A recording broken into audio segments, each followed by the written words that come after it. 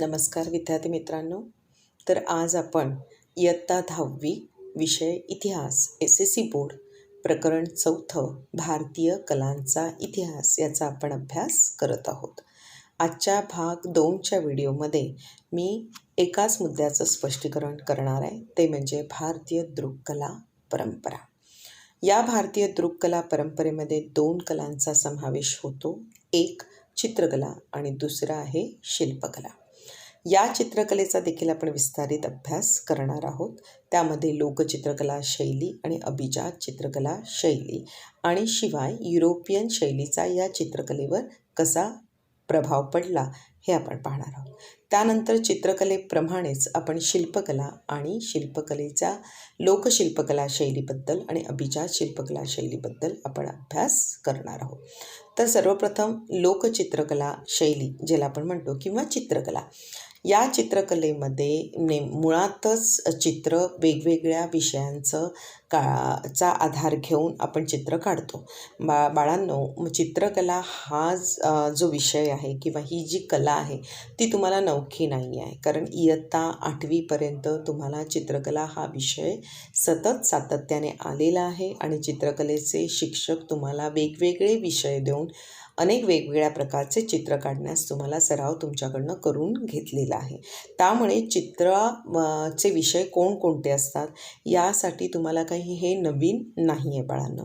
त्यामुळे पण ही आपल्याला इतिहासाच्या दृष्टिकोनातून ही चित्रकला जी पद्धत आहे किंवा जी शैली आहे किंवा हे जे कौशल्य आहे हे पहिल्या अश्मयुगीन काळापासून कशा पद्धतीने विकसित होत गेलं हे इतिहासाच्या दृष्टीने आपल्याला त्याचा अभ्यास करायचा आहे. त्यामध्ये चित्रकला ही द्विमितीय पद्धतीची असते की त्यामध्ये त्या चित्रकला काढण्यासाठी वेगवेगळे विषय असतात.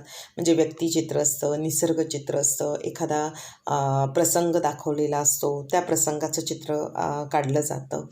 म्हणजे ह्या चित्राच्या आधारेच त्यावेळेला मिळालेल्या अवशेषातून या भित्तिचित्र जी आपल्याला मिळाली आहे किंवा जी मराठा चित्रशैलीचे उदाहरण आपण गेल्या व्हिडिओमध्ये पाहिलं, तिथल्या राजदरबाराचं चित्र आज म्हणजे आपल्या महाराष्ट्र भागामध्ये त्या जे पूर्ण त्या राजवाडा असायचा आणि त्या राजवाड्यावर कशा पद्धतीने सभा भरलेली होती हे चित्र जेव्हा आपल्याला या पाठामध्ये दाखवलं गेलेलं आहे त्याच्यावरून आपल्याला असं समजतं की त्यावेळेची शासन पद्धती कशी होती, त्यावेळेची राजकीय परिस्थिती कशी होती.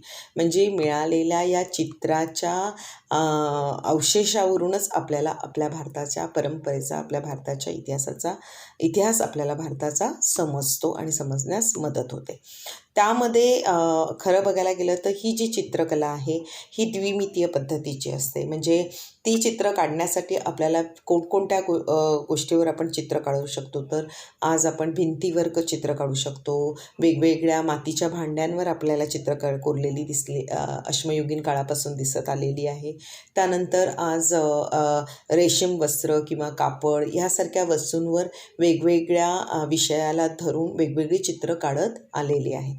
आता सुरुवातीला कागदाचा शोध नव्हता. अगदी अश्मयुगीन काळापासून किंवा पुराण अश्मयुगीन काळामध्ये तो चित्रकला जी पद्धत विकसित झाली होती, परंतु ती चित्र काढण्याची जी शैली आहे ते कोणत्या माध्यमाचा वापर करत होते तर सगळ्यात महत्त्वाचं म्हणजे भिंतीचित्र ते काढत होते आणि गुहा चित्र काढत होती किंवा तुमचं एखाद्या मातीचं म्हणजे भांडं असायचं. म्हणजे अशा प्रकारे जे आकार देऊन ज्या वेगवेगळे कौशल्य पूर्ण ह्या वस्तू तयार केल्या जात होत्या मातीच्या, आणि त्या मातीच्या या वेगवेगळ्या वस्तूवर वेगवेगळं रंगकाम किंवा चित्रकाम केलं जात असायचं.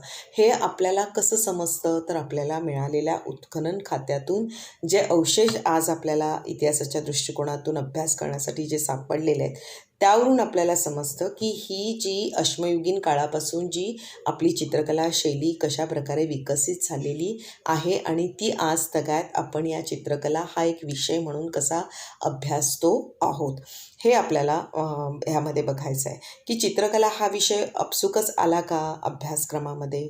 नाही बाळांनो. आणि आपल्या मध्ये एखादी कला विकसित झाली पाहिजे हा आपल्या पाठ्यपुस्तक मंडळी मंडळाचा देखील निर्णय असतो बाळांनो. आणि म्हणूनच आपल्याला आपला एक विरंगुळा किंवा आनंददायी ज्याला आपण म्हणतो एक अनुभव येण्यासाठी एखादा विषय आपल्या अभ्यासाच्या विषयामध्ये चित्रकला हा विषयसुद्धा एक भावनिकदृष्ट्या विकास झाला पाहिजे. या दृष्टिकोनातून एखाद्या विद्यार्थ्याला आपल्या भावना कशा प्रकारे म्हणजे प्रदर्शित करता येईल या उद्देशानं सुद्धा त्याचा भावनिक विकास व्हावा म्हणून चित्रकला शैली देखील आज आपण जोपासली गेली आहे किंवा त्याचं संवर्धन केलेलं आहे बाळांनो. म्हणून लोकचित्रकला शैली ही आत्ताची नाही आहे, तर चित्रकाम हे पूर्वीपासून आलेलं आहे.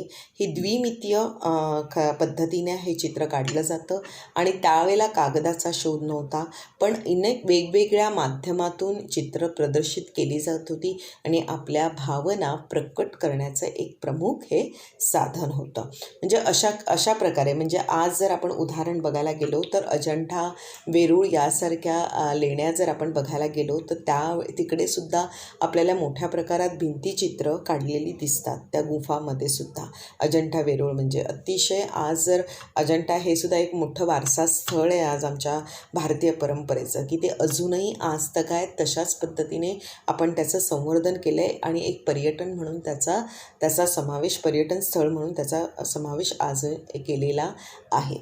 इच्छा वाटली मुलांना तर शैक्षणिक एक उद्देशाने आपण त्या गोष्टी त्या ठिकाणी पालकांना सांगून भेट देऊ शकता, की जेणेकरून प्रत्यक्षात तुम्हाला तो जो विषय आहे चित्रकला हा जो इतिहासातला विषय आहे तो कशा प्रकारे विकसित झाला आहे, जे मी आज तुम्हाला स्पष्टीकरणासकट जे सांगितलेलं आहे त्याच्याही पेक्षा कितीतरी पटीने तुम्ही जेव्हा स्वतः तिथे भेट द्याल आणि तेव्हा तुम्हाला अजंठा, वेरूळ यासारख्या लेण्यामध्ये कशा प्रकारे त्यांचं कौशल्य त्यावेळेला कसं जोपासलं गेलं जात होतं आणि किती मोठ्या प्रमाणात ती विकसित झालेली होती कला याचा अंदाज बाळांनो तुम्हाला येऊ शकतो.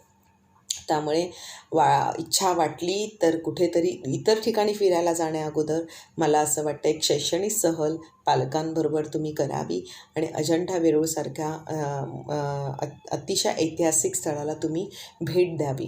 कारण अशा स्थळाला आपण भेट दिली तरच आपला तो वारसा आपण ची जपवणूक होईल आणि आपली परंपरा आपलं याचं संवर्धन होण्यास मदत होईल. हे झालं चित्रकला विषयी मी तुम्हाला सांगितलं बाळांनो. या चित्रकलेमध्ये लोकचित्रकला शैली हा एक मोठा विषय आहे. या लोकचित्रकला शैलीमध्ये हा अश्मयुगीन काळापासून ही गुहाचित्रे अनेक वेगवेगळ्या ठिकाणी मला असं वाटतं मोठ्या प्रमाणात विकसित झाली होती. जसं मी आता तुम्हाला सांगितलं अजंठा आणि वेरूळ यासारख्या लेण्यामध्ये जशी गुहाचित्रे आहे तशी अश्मयुगीन काळामध्ये ही लोकचित्रकला शैली मोठ्या प्रमाणात त्या वेगवेगळ्या भिंतीवर कोरली जात होती किंवा त्याच्यावर रंगकाम करून ती प्रदर्शित केली जात होती. मग त्यावरून आपल्याला पुरातत्व खात्याला वेगवेगळ्या प्रकारे आपण अंदाज बाळगून तो इतिहास आपल्याला समजण्यास मदत झालेली आहे. मग हे अश्मयुगीन काळापासून जी गुहाचित्रे आहे ती फक्त आज भारतातच आहे का तर नाही बाळांनो, तर परदेशामध्ये सुद्धा वेगवेगळ्या प्रकारची गुहाचित्रे आढळून आलेली आहेत. तिथे सुद्धा वेगवेगळ्या संस्कृतीचा विकास झालेला आहे आणि अशा प्रकारे तिथे सुद्धा अश्मयुगीन काळापासून मानवाने आपल्या विचारशक्तीच्या जोरावर वेगवेगळे कलाकौशल्य जोपासली गेलेली आहे. आमच्या भारतामध्ये जर विचार केला तर भारतामध्ये आज उत्तरेकडचा आमचा भारताचा प्रदेश आहे. त्यानंतर तुमचं कर्नाटक आहे, आंध्र प्रदेश आहे, उत्तराखंड आहे, तेलंगणा आहे. यासारख्या वेगवेगळ्या ठिकाणी राज्यामध्ये गुहाचित्रे अजूनही अस्तित्वात आहेत. एवढी वर्षानुवर्ष लोटली तरी सुद्धा जशीच्या तशीच ही गुहाचित्रे आजही आम्हाला पर्यटन म्हणून जर आम्ही पर्यटन केलं आणि तर आम्हाला तिथे अजूनही आम्हाला तशाच परिस्थितीमध्ये असलेली अजूनही आम्हाला ती चित्रे दिसत आहेत.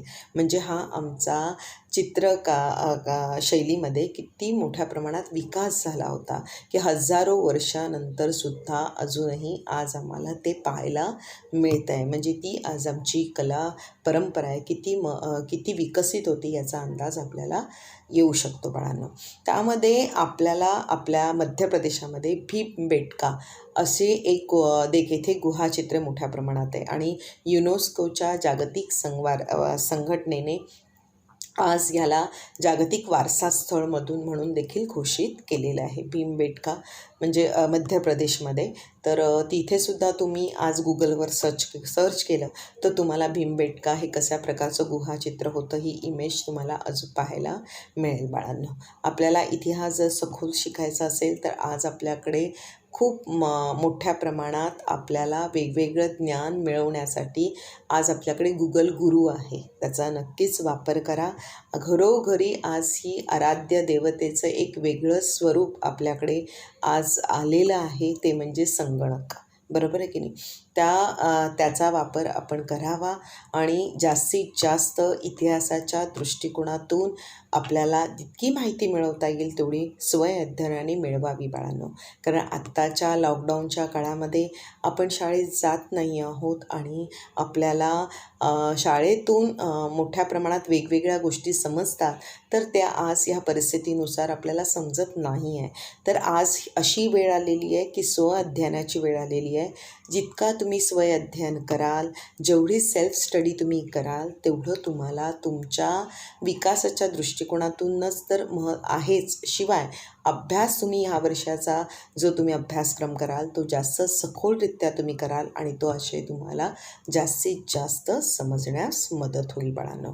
तर अशा प्रकारे वेगवेगळं सर्चिंग करून तुम्ही त्या विषयाचा त्याचं ज्ञान तुम्ही मिळवू शकता बाळांनो.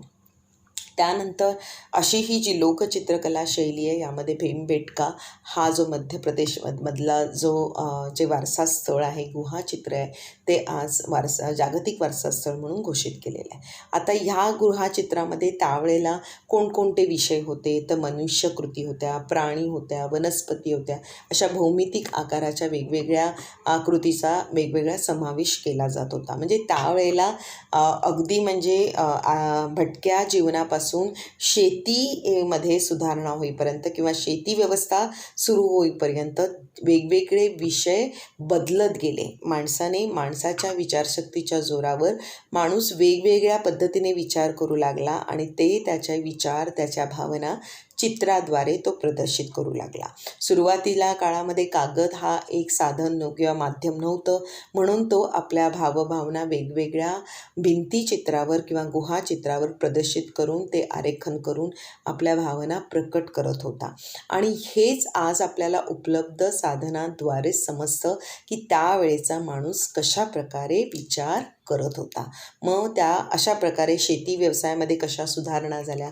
मग जसजसे त्याचे विषय बदलत गेले तसजसे आपल्याला वेगवेगळ्या कालखंडाची ओळख देखील होते की या कालखंडामध्ये अशा प्रकारची चित्र काढली जात होती, म्हणजे या विषयाला प्राधान्य दिलं जात होतं, म्हणजे त्या मोठ्या प्रमाणात ते महत्त्वाचा तो विषय होता असं म्हटलं गेलं. त्यानंतर जसजशा शेती व्यवस्था आली, माणूस एका ठिकाणी स्थिर झाला, स्थलांतर हे त्याचा संपलं आणि एका ठिकाणी स्थिर झाल्यानंतर कुटुंब संस्था उदयाला आली.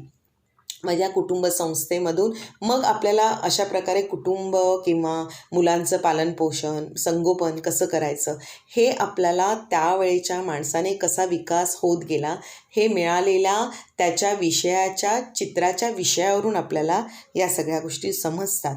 आणि म्हणूनच ही लोकचित्रकला शैली ही त्यांच्या जीवनाचा एक अविभाज्य भाग होती की या लोककला चित्रकला शैलीतूनच आपल्याला समजतं की कसे वेगवेगळे विषय बदलत गेले आणि कसा माणूस स्थिर होत गेला आणि शेती व्यवसायाला कशी प्राधान्य दिल्या गेली. मग त्यामध्ये मग वेगवेगळ्या चित्रामध्ये कालांतराने वेगवेगळ्या कालखंडामध्ये शेतीचं चित्र दिसलं, त्यानंतर वेगवेगळे धान्य कसं उगवलेलं आहे असं निसर्ग चित्र दिसलं गेलं.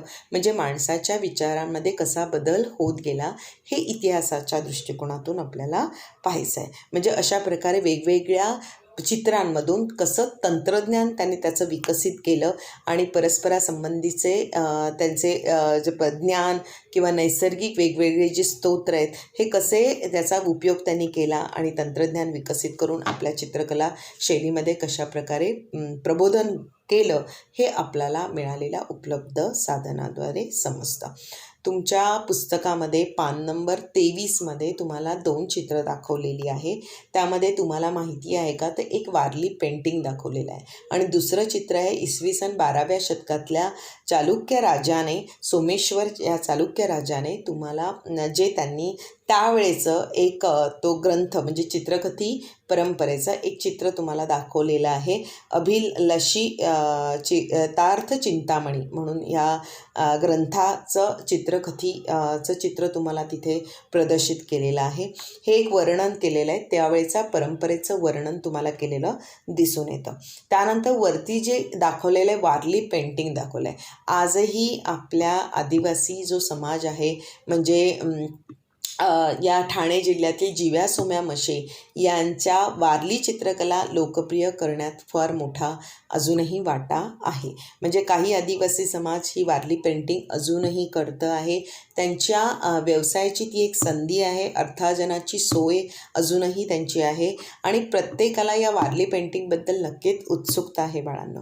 आपल्याला हे वारली पेंटिंग खूप आवडतं आणि आपण वेगवेगळे त्याचे मोठ्या प्रमाणात पोस्टर्स आपण तयार करतो आणि त्याला आज बाजारपेठामध्ये खूप मागणी आहे बाळांनो. म्हणजे अशा प्रकारे ही लोकचित्रकला शैली कशा प्रकारे विकसित होत गेली हे आम्हाला इथे तुम्हाला सांगायचं आहे. म्हणजे अशा प्रकारे त्यावेळेला ही लोकचित्रकला शैली किंवा हे जे वेगवेगळे चित्रकथी होत्या ती चित्रकथी परंपरा ही पुरातन काळापासून आलेली आहे. म्हणजे आमच्या कोकणामध्ये सुद्धा कुडाळजवळच्या पिंगुळी गावातल्या ठाकर या आदिवासी समाजाच्या लोकांनी ही कला जपलेली आहे, चित्रकथीची परंपरा. ही चित्रकथीची परंपरा म्हणजे काय की वेगवेगळ्या प्रकारचे चित्र काढले जातात आणि चित्राद्वारे एक गोष्ट रेखाटली जाते आणि ती प्रदर्शित केली जाते. ती एक कला आहे बाळांनो. जशी तुम्हाला माहिती असेल की कठपुतल्यांचा जो खेळ असतो की जो एखादा शो केला जातो वेगवेगळ्या राजस्थान भागामध्ये किंवा जयपूर वगैरे ह्या भागामध्ये ती कला खूप मोठ्या प्रमाणात प्रसिद्ध आहे. तसंच ही चित्रकथी परंपरा आहे की चित्राद्वारे एखादी गोष्ट सांगितली जाते. मग त्यामध्ये कोणकोणते विषय त्यावेळेला होते, तर रामायण होतं, महाभारतातल्या वेगवेगळ्या छोट्या कथा होत्या. त्या चित्रकथीच्या माध्यमातून वेगवेगळ्या लोकांना त्या कथा सांगून ती ची ओळख ही वेगवेगळ्या पिढ्यांना किंवा वेगवेगळ्या लोकांना सांगण्याची जी प्रथा होती ही आहे लोकचित्रकला शैलीचंच हे उत्तम उदाहरण आहे. म्हणजे या वेगवेगळ्या चित्रांच्या साहाय्याने आख्याने सांगणे, त्यातून प्रादेशिक लोककला परंपरेतील विविध चित्रशैली विकसित झालेली आपल्याला दिसून येते. त्यानंतर पुढचं आपण पाहणार आहोत ती अभिजात चित्रकला शैली. म्हणजे लोकचित्रकला वेगळी आणि अभिजात चित्रकला वेगळी. कारण परंपरेचे 2 भाग पडतात. आपण सुरुवातीच्या व्हिडिओमध्ये पाहिलेलं आहे की एक लोककला आणि दुसरी आहे अभिजात कला. या लोककलेमध्ये लोककला चित्रकला शैली आणि अभिजात चित्रकला शैली याचा आपण अभ्यास करत आहोत. आता प्राचीन भारतीय वाङ्मयामध्ये विविध कलासंबंधीचे सांगोपांग विचार झालेला आपल्याला आढळून येतो आणि त्यामध्ये एकूण 64 कलांचा उल्लेख केलेला आहे. आता ह्या वेगवेगळ्या 64 कला म्हणजे याला दुसरं आपण नाव म्हणतो आलेख्य विद्या या नावाने ते ओळखली जाते. आता ह्या ज्या आलेख्य विद्या या नावाने जी ओळखली जाणारी जी कला आहे याची षडांगे कोणकोणती ते आपण पाहणार आहोत. ती षडांगे म्हणजे नेमकं काय की एखादं चित्र काढत असताना किंवा एखादं चित्र जेव्हा काढलं जात असेल तेव्हा 8 अंगाने त्याचा विचार केला जात होता. ते वेगवेगळी अंग कोणती, तर एक तर त्या चित्रामधला भाव म्हणजे हा कसा असावा हा ह्याला महत्त्व होतं. म्हणजे भावप्रदर्शन ज्याला आपण म्हणतो. त्यानंतर प्रमाणबद्धता, त्या चित्राची प्रमाणबद्धता याचा विचार केला जात होता. त्यानंतर या चित्रामध्ये सादृश्यता म्हणजे काय की वास्तववादी चित्रण रेखाटण्याचा इथे भर दिला जात होता. आणि रंगाचे आयोजन, ज्याला आपण म्हणतो वर्णिका भंग, म्हणजे अशा प्रकारे, म्हणजे रूपभेद म्हणा किंवा वर्णिका भंग म्हणा, हे काय आहे तर रंग कशा प्रकारचे त्याच्यामध्ये भरले जात होते. आज आपल्याला वेगवेगळ्या प्रकारचे रंग आपल्याकडे उपलब्ध आहे. आपण आज मार्केटमध्ये गेलो तर कॅमल वगैरे ह्यासारखे रंग आपल्याला मिळतात. परंतु हे काय आहे, आपण हे आर्टिफिशियल किंवा हे आज आपण कृत्रिमरित्या तयार केलेले हे वेगवेगळ्या रंगकाम करण्यासाठी हे वेगवेगळे रंग आपण बाजारात उपलब्ध आहे. पण सुरुवातीच्या काळामध्ये असे कॅमलसारखे रंग उपलब्ध होते का तर नाही. तर त्यावेळेला निसर्गातून पानं, फुलं जे आहेत निसर्गामध्ये वेगवेगळ्या रंगीबिरंगी जी फुलं आहेत, या फुलांचा आधार घेऊन त्यांच्यावर प्रक्रिया करून त्या रंगकाम हे विकसित केलं जात होतं. जे आजही तगायत त्यावेळेचे चित्रांमध्ये जे भरलेले रंग आहेत त्याचा अजूनही दर्जा तसाच टिकून आहे. उदाहरणार्थ जर मला सांगायचं म्हटलं तर पुढे आपण त्या वास्तूचा आपण सविस्तर अभ्यास करणारच आहोत. पण उदाहरण द्यायचं म्हटलं तर ताजमहलमध्ये अजूनही जर कोणी ताजमहल बघायला गेलं नसेल तर नक्कीच जा, की त्यामध्ये जे रंगकाम मुघल शैलीमध्ये केलेलं होतं ते अजूनही आज आहे, की रेडियमसारखे रंग त्यामध्ये त्याचा वापर केलेला आहे. म्हणजे या षडांगेमध्ये हा जो वर्णिका भंग हा जे प्रकार आहे तो इतका विकसित झालेला होता की त्यावेळेचे रंग एवढे भक्कम होते की अजूनही आज कित्येक वर्ष लोटली तरीसुद्धा अजूनही आपल्याला तशा पद्धतीचा दर्जेदार रंग अजूनही आज आपल्याकडे नाही.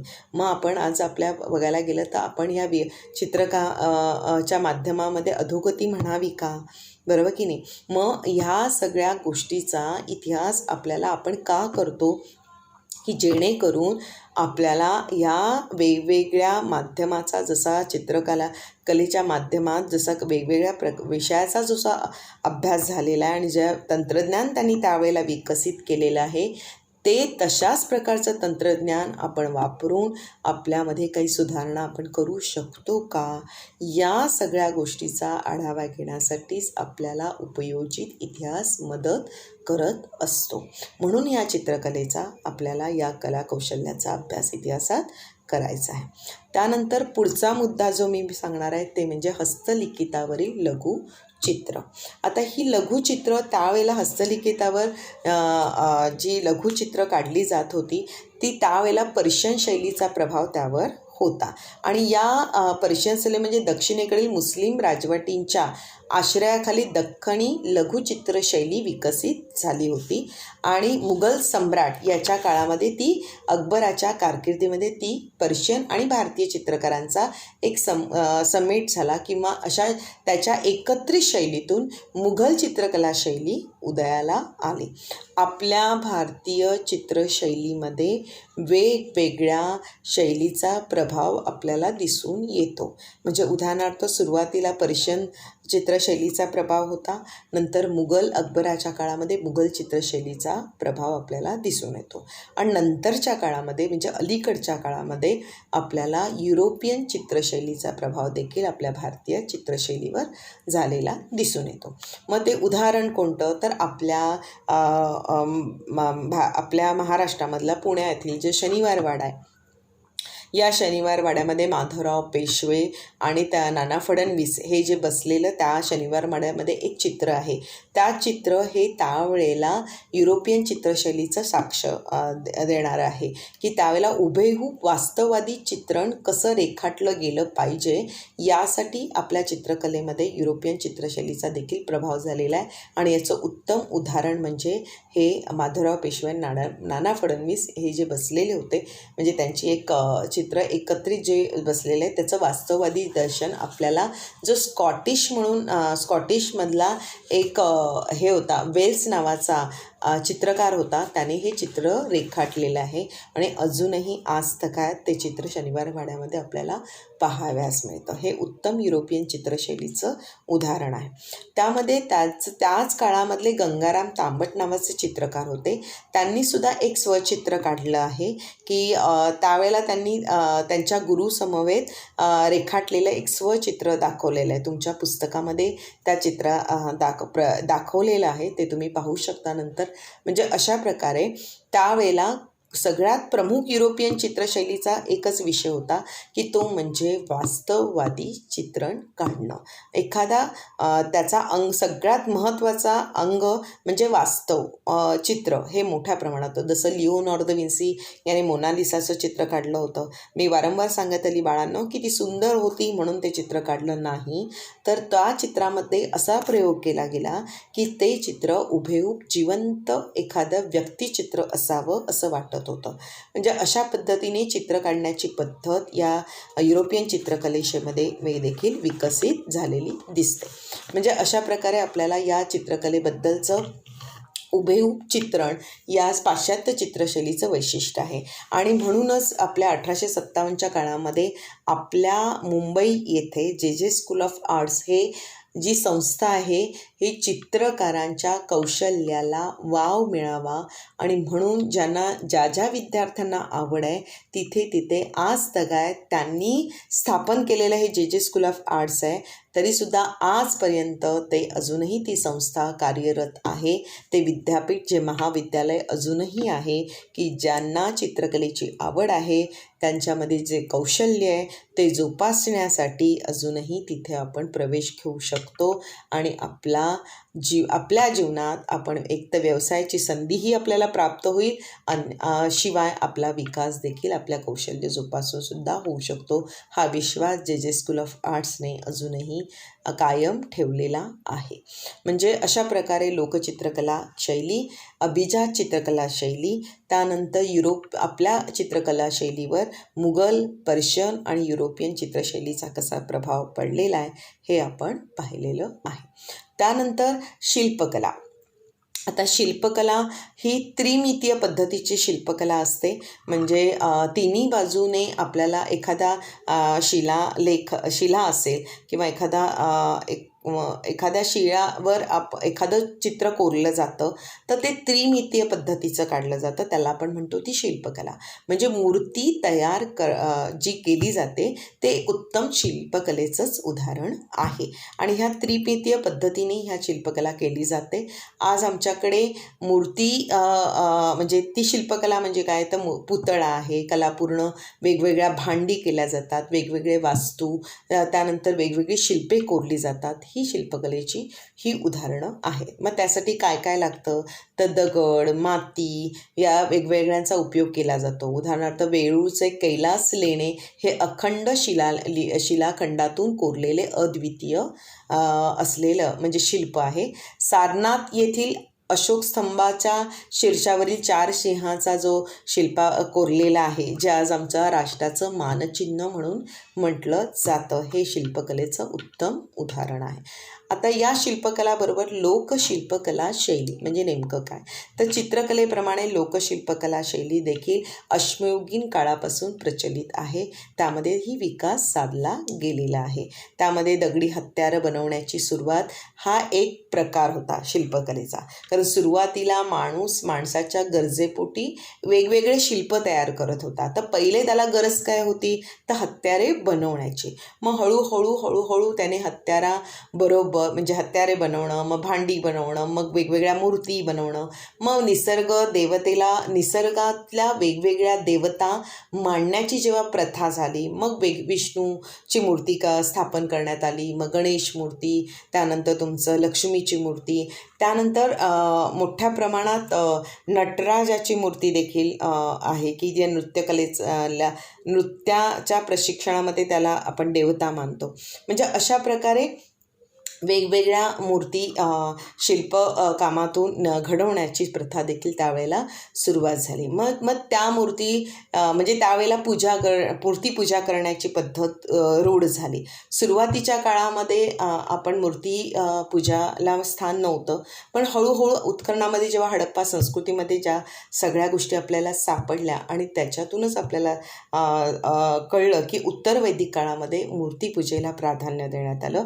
मग त्यासाठी शिल्पकला ही विकसित झाली आणि मग त्या शिल्पकलेतून वेगवेगळ्या मूर्ती घडत गेल्या. अशा प्रकारे वेगवेगळ्या आपल्या जर परंपरेमध्ये बघायला गेलं तर आजही बघा ना, आज आपण गणेश उत्सव साजरा करतो, बैलपोळा साजरा करतो, वेगवेगळे सण उत्सव साजरा करताना आपल्याला वेगवेगळ्या मूर्ती त्या संबंधित असाव्या, म्हणजे आपल्याला आवश्यक असतात. म्हणजे अगदी गणेश मूर्तीची म्हणजे गणेश उत्सव साजरा करताना आपण गणेश मूर्ती म्हणजे शिल्प करण्यासाठी 3-4 महिने अगोदर त्याची सुरुवात होत असते बाळांनो. म्हणजे कालांतराने जेव्हा आपल्या संस्कृतीचा आधुनिक पुढच्या युगातल्या लोकांना जेव्हा आपल्याला परिचय त्यांना करायचा झाला म्हटला, तर ते आपल्या आजची पद्धत ते कशा पद्धतीने मूर्तिविज्ञान शास्त्र ते विचारात घेतील आणि अशा प्रकारे शिल्पकला कशी त्यांची विकसित झाली आहे याचा देखील ते पुन्हा अभ्यास करतील. म्हणजे अशा प्रकारे वेगवेगळ्या आपल्या परंपरेमध्ये अगदी आदिवासी घरामध्ये देखील वेगवेगळ्या मातीची भांडी किंवा वेगवेगळे मूर्त्या, वेगवेगळे जे शिल्प हे त्यावेळापासून आज प्रचलित झालेले आहे. ते आज तगायत आपण त्या शिल्पकलेमध्ये विकास केलेला आहे. त्यानंतर आपण बघणार आहोत शेवटचा मुद्दा आहे तो अभिजात चित्रकला शैली. आता ही अभिजात चित्रकला शैली म्हणजे काय, तर त्यावेळेच्या अश्मयुगीन काळामधल्या मुद्रा वेगवेगळ्या कोणत्या होत्या, नाणी कोणते होती की जी आज उत्खननामध्ये सापडलेले आहेत आणि या उत्खननामधून सापडलेल्या असल्यानंतर त्यावेळेच्या शिल्पकलेमध्ये वेगवेगळ्या युगांचा देखील आपल्याला परिचय झाला. म्हणजे कोणत्या युगामध्ये कोणत्या प्रकारचा धातू वापरला जात होता की जेणेकरून अश्मयुगीन काळामधलं हे शिल्प आहे किंवा ताम्रपाषाण काळातलं हे शिल्प आहे, कास्य युगामधलं काशाचा जास्त धातूचा वापर केला जात होता आणि त्याच्यावरती शिल्प कोरली जात होती. म्हणजे अशा त्यावेळेला असलेल्या उपलब्ध गोष्टीतून आपल्याला सगळ्या गोष्टी समजतात की त्यावेळेला कशा प्रकारे विकास या अभिजात शिल्पकलेचा विकास कसा होत गेलेला. मग त्यामध्ये सगळ्यात महत्त्वाचं उदाहरण म्हणजे ह्या भारहूत स्तूप जे आहे सम्राट अशोकाच्या काळामध्ये ते मोठं प्रकारात शिल्प कोरलं गेलेलं. म्हणजे त्याच्या काळात ते सुरू झालं आणि नंतरच्या काही राजाच्या कारकिर्दीमध्ये ते पूर्णत्वाला आलं. म्हणजे जवळजवळ मला असं वाटतं मध्य प्रदेशातील सांची येथलं जे हे स्तूप आहे ते अशोकाच्या काळात सुरू होऊन नंतर त्याच्या काही नंतरच्या पुढच्या काळामध्ये ते पूर्णत्वाला आलेलं दिसतं. परंतु सुरुवातीला हे भारहूत स्तूप हे फक्त तेवढंच होतं, पण पुढचं जे चित्र आहे तुमच्या पुस्तकामध्ये ते चित्र दाखवलेलं आहे की त्या चित्रावर ज्या वेगवेगळ्या नक्षीकाम केलेलं आहे हे कालांतराने नंतर ते विकसित होत गेलं. म्हणजे सुरुवातीच्या काळामध्ये त्या भारहूत स्तूपावर कोणत्याही प्रकारचं चित्र नव्हतं. मग हळूहळू जसजसा माणसाचा विचार वेगवेगळे विषय माणूस आत्मसात करू लागला आणि त्याप्रकारे ह्या भारहूत स्तूपावर देखील मोठ्या प्रमाणात शिल्प कोरली गेलेली आहेत. अजूनही आज ते भारहूत स्तूप किंवा बोरबुदरसारखा एक आपल्याकडे एक मोठं हे आहे स्तूप आहे, हे जागतिक युनेस्को यासारख्या संस्थेने आज वारसास्थळ म्हणून देखील घोषित केलेलं आहे. अशा प्रकारे आज आपण पाहिलं ते म्हणजे दृक्कला परंपरामधले 2 कलेचा आपण अभ्यास केला, एक चित्रकला आणि दुसरी शिल्पकला. चित्रकलामध्ये लोकचित्रकला शैली, अभिजात चित्रकला शैली, हस्तलिखितावर लघुचित्रावर पर्शियन, मुघल आणि युरोपियन शैलीचा कसा प्रभाव झाला हे आपण पाहिलं. त्यानंतर शिल्पकला, या शिल्पकलामध्ये कोणकोणत्या प्रकारची शिल्प त्यावेळेला कोरली जात होती, त्यावेळेचे लोकांचे विषय कोणते होते आणि शिवाय कोणकोणत्या घटकावर ते शिल्प कोरलं जात होतं. म्हणजे ते त्यामुळे त्यानुसार ते वेगवेगळं युग आपल्याला लक्षात येतं इतिहासाच्या दृष्टिकोनातून.